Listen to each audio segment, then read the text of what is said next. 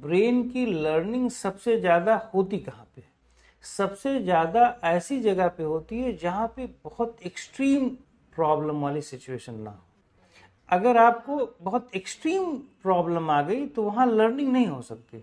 वहाँ पर immediate action होता है, बचने बचाने का प्रॉब्लम होती है। अब जैसे मान लो शेर खड़ा हो गया आके, अब यहाँ लर्निंग क्या करोगे? यहाँ पे तो किसी तरह बचो, यहाँ तो किसी तरह बच लो। पर अगर कोई कुत्ता बिल्ली है, छोटा छोटा जानवर है, वहाँ जब आप फेस करते हो तो वहाँ हैंडलिंग कर सकते हो, धीरे धीरे वहाँ से हैंडलिंग बढ़ती। जब हम एक्सरसाइज कर रहे होते हैं तो एक्सट्रीम पेन नहीं क्रिएट करते। एक्सट्रीम पेन अगर प्रोड्यूस करेंगे तो आपका जो मैनेजमेंट है खत्म हो जाएगा। इसीलिए कभी भी हम लोग एक्सट्रीम पेन प्रोड्यूस नहीं करते, मिनिमम पेन पर आपको एक्सपीरियंस कराते हैं और उसी मिनिमम पेन को कितना सस्टेन करके, जितना सस्टेन करोगे उतना ही ज़्यादा अनुभव होगा। तो जैसे मान लो ये चीज़ आपने कर लिया, ये चीज़ होल्ड कर लिया सपोज, अब आपको कह दिया गया कि 5 मिनट होल्ड करो। अब 5 मिनट में आपकी सारी नानी याद आ जाएगी कि यहाँ पे भी पेन हो रहा है, यहाँ पे भी हो रहा है, यहाँ पे भी हो रहा है, इस जगह पे भी हो रहा है। और कुछ देर में आपको लगेगा कि हाथ हिल भी रहा है, यार ये हिलता भी है, मूवमेंट भी हो रहा है, जबकि आपको कभी लाइफ में पता ही नहीं कि हाथ भी हिलता है। हम स्टे नहीं कर सकते, इस हाथ को परमानेंटली ऐसे स्टे नहीं कर सकते कि ऐसे रखे हो हिले ना, ये हाथ हिल रहा होता है। जैसे आपकी हार्ट बीट मार रही है, वैसे ही बीट के हिसाब से ये मूवमेंट, ये भी बीट कर रहा है, ऐसे ये मूवमेंट कर रहा होता है। ये तो आपको तब पता चलेगा जब ज़्यादा होल्ड करोगे आप। लेकिन अगर इसी को आप बहुत ज़्यादा एक्सरसाइज करा के पेन प्रोड्यूस कर दे तो आपका माइंड पेन पे आ जाएगा, इसकी जो रियलाइजेशन है वो खत्म हो जाएगी। इसमें जो इंटरनल ज्ञान है वो तो खत्म हो गया ना आपका। जो कॉमन चीज है, जो बेसिक नॉलेज है, वहां से आप दूर हो गए, आप पेन की तरफ आ गए। तो यहाँ पर अगर आपकी मूवमेंट है, मान लो जैसे हम अपने बच्चों को कराते हैं, आप लोगों को तो चूंकि जो डिजीज वाले लोग आते हैं उन पर बहुत ज़्यादा शुरुआत में एक्सपेरिमेंटेशन नहीं होती, क्योंकि अगर आप उन पर एक्सपेरिमेंटेशन करोगे तो वो बेचारे डर जाते हैं, ऑलरेडी डिजीज में है, वो वैसे भी डरपोक होते हैं ऐसे लोग।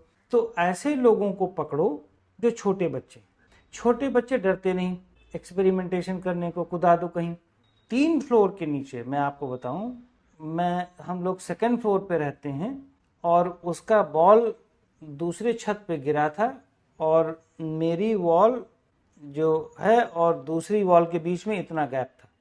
मैंने अपनी बेटी को कहा, मैं अगर तुमको उधर ले जाऊं, कुदाऊं अपने हाथ से पकड़ करके, तो तुम जा सकती हो? उसने कहा हाँ। बेटे ने पहले कह दिया मैं भी जाऊंगा। हमने सोचा थोड़ी देर के लिए कि यार ऐसा मन में कि ऐसा लड़का तो है नहीं, ये इसको कहाँ से एनर्जी आ गई, इतना जोश कहाँ से आ गया। हमको अपने पे शंका हुई। हमने कहा नहीं बेटा करो तुम। और हमने टच नहीं किया, हमने कहा करो, लेकिन मुझे डर था कि ये कर नहीं पाएगा। एक्चुअली वो लटक गया लड़का और उसको इतनी डर लगने लगी कि कांपने लगा। बेटी से हमने कहा तुम हटो, बेटी आने दो। तब तक वाइफ पीछे से दौड़ती हुई आ रही, घबरा के कि मार डालेंगे, नीचे गिर जाएंगे, गिरगिरा जाएंगे। अब देखो जरा एक्सपेरिमेंटेशन। मैंने बेटी को उठाया, उसने स्लीपर पहना हुआ था। अब नोट करो, लड़की ने अपनी स्लीपर होता है ना अंगूठे और उंगली के बीच में, उसने इतना टाइट कर लिया था, वाइफ देख रही, बच्चे सारे देख रहे, इतना टाइट कर लिया कि वो गिरे ना नीचे फ्लोर के नीचे। और मैंने ऐसे लटका दिया और मैंने कहा देखो नीचे। कहा नहीं पापा मैं देखूंगी नहीं, डर जाऊंगी, मैं बिल्कुल टाइट की हुई हूँ और मैं नीचे देख रही हूँ कि अगर मान लो गिरी तो नीचे वाला बारजा पकड़ सकती हूँ। आप सोचो, माइंड में यहाँ तक आ गया कि अगर बाय द वे गिरी तो नीचे वाला बारजा पकड़ सकते हैं। एक आदमी ये नहीं सोच रहा हो कि मैं मर जाऊंगी, वो आदमी उस क्रिटिकल सिचुएशन में देख रही कि सोल्यूशन ढूंढ रही, उसको उधर लाया, वापस आ गया। बेसिकली कहने का मेरा ये मतलब है कि मैं बच्चों पर एक्सपेरिमेंटेशन करता हूँ। तो एक दिन मैंने उसको 5 मिनट होल्डिंग के लिए कह दिया कि आप होल्ड करो, अपर बॉडी को मिनिमम हाइट पर उठा करके और बिना हाथ के सपोर्ट से उठा दो और होल्ड कर लो। अब वो 5 मिनट होल्ड किए हुए है और वो ऐसे ऐसे हिल रही।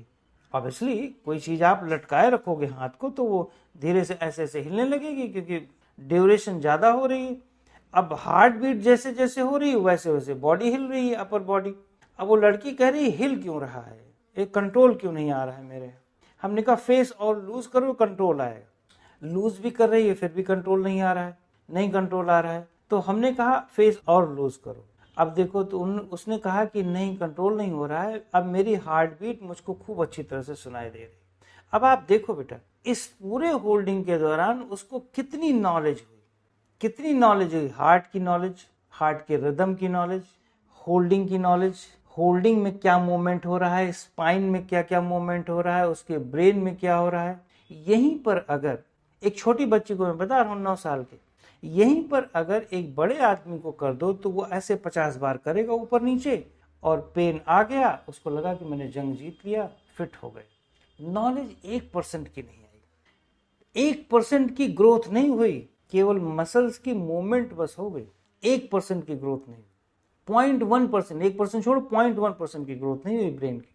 तो बेसिकली हम जब क्रिटिकल सिचुएशन क्रिएट करते हैं बॉडी के अंदर, एक मिनिमम लेवल पर, बहुत एक्सट्रीम नहीं कि बस जिम लेके और 50 किलो का वेट उठाओ और ताबड़तोड़ उठाने लगो, तो 50 किलो में कहाँ समझ पाओगे आप। बस उठाना है, हो गया जी, उठाना है फिर फेंक देना है। अगर आप 50 किलो के वेट को नीचे से ऊपर उठा करके 5 मिनट में लाओ तो मैं जान जाऊं कि आपका क्या है, क्या हैसियत है आपकी। 50 किलो के वेट को आप नीचे से ऊपर 5 मिनट में लाओ, देखता हूं, कर नहीं सकते आप।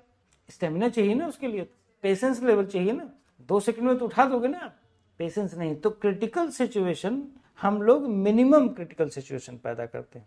अगर मैक्सिमम पैदा करोगे तो जल्दीबाजी हो जाएगी, वही 50 किलो का वेट इमीडिएट उठाना पड़ेगा आपको, और उसमें एक्सपीरियंस नहीं हो पाएगा, डीपर लेवल पे एंट्री नहीं हो सकती। तो मिनिमम सिचुएशन, जो क्रिटिकल सिचुएशन है, मिनिमम लेवल का पहले क्रिएट करना चाहिए। उसमें जब आप एंट्री होएगी तो सब अंदर समझ में आ जाता है हमें कितना प्रॉब्लम क्रिएट करनी है बॉडी के अंदर। प्रॉब्लम का मतलब स्ट्रेस कितना प्रोड्यूस करना है, और फिर कितना एक्सपीरियंस। इवन की सेलुलर लेवल को भी, इवन की जब आप बेटी ने होल्ड किया हुआ है मेरे, वो सेलुलर लेवल तक भी फील कर सकती है कुछ दिनों के बाद। क्योंकि जो आदमी हार्ट की बीट को और ब्रेन की नर्व्स में फील करने लगे कि यहाँ में बड़ा अच्छा लग रहा है, स्पाइन के इस कॉर्नर पे स्ट्रेस आ रहा है, तो आप सोचो कि वो लड़की बाद में जब जाएगी और डीपर लेवल में तो क्या क्या अनुभव होगा, और वो क्या छोड़ सकती है।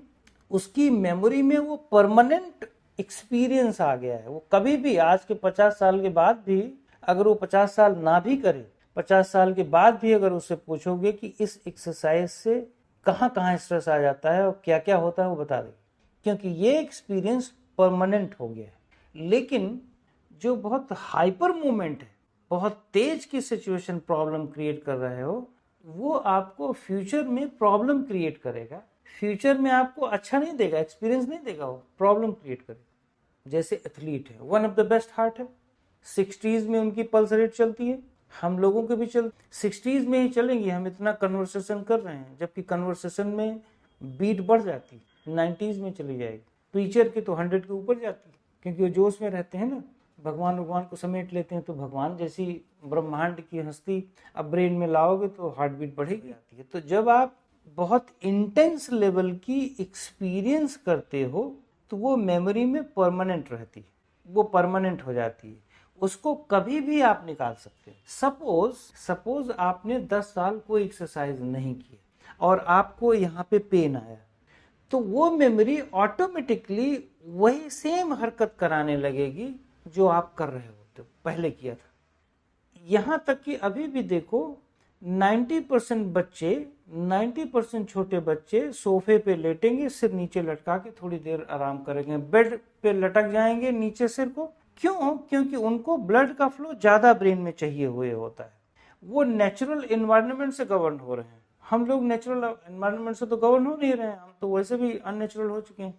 तो अगर हम बच्चों को या अपने आप को वो नेचुरल मेमोरी, जो नेचुरल एनवायरनमेंट की मेमोरी है, वो फीड कराते रहें, तो बुरे समय में जो अननेचुरल एनवायरनमेंट में ऑटोमेटिकली वो एक्टिव होकर के हमें रिलीफ देने लगता है, हमारी प्रॉब्लम को सॉल्व कर देता है। यहाँ तक कि बहुत सारे लोग सो रहे होते हैं उनको हार्ट अटैक हो रहा होता है या हार्ट में प्रॉब्लम हो रहा होता है या पल्स रेट बढ़ी होती है, ऑटोमेटिकली वो पैर की मूवमेंट कर रहे होते हैं, काफ की मसल्स की मूवमेंट ऑटोमेटिकली हो रही होती है, वहां पर ऑटोमेटिकली ब्रीदिंग कर रहा होता है, ज़्यादा डीपर लेवल की ब्रीथ कर रहा होता है। किसको प्रॉब्लम नहीं होती रात में? बहुत सारे लोगों को होती है, लेकिन बहुत सारे लोग ऐसे ही बच लेते हैं। लेकिन 90% लोगों को तो मेमोरी इतना गायब हो गई है, इतनी वॉश आउट हो गई है कि मेमोरी में दूसरी चीज भर दिया गया है, रिप्लेस कर दिया गया है। क्या रिप्लेस किया गया है? आप ये मिनरल खाओगे, ये विटामिन खाओगे तो हार्ट ठीक हो जाएगा, विटामिन डी लेना ही पड़ेगा रोज, विटामिन सी रोज लेना पड़ेगा, मतलब कम से कम 10-20 गोलियां फाँकनी पड़ेंगी तो आप डिजीज फ्री रह पाओगे, नहीं तो नहीं। पता चला वही फाँकने में 10 साल में डिजीज आ गई, क्योंकि वो अननेचुरल है, केमिकल है, फाँकते फाँकते आ गई।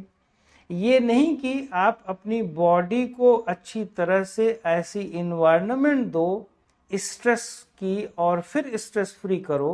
भाई एक्सरसाइज में होता क्या है, स्ट्रेस देते हो फिर स्ट्रेस फ्री करते हो, तो वो बैलेंसिंग एक्ट आ जाए कि स्ट्रेस में वो कैसे एक्टिव होता है, माइंड स्ट्रेस फ्री कैसे कर देता है, यही तो आप ट्रेन करते हो ना।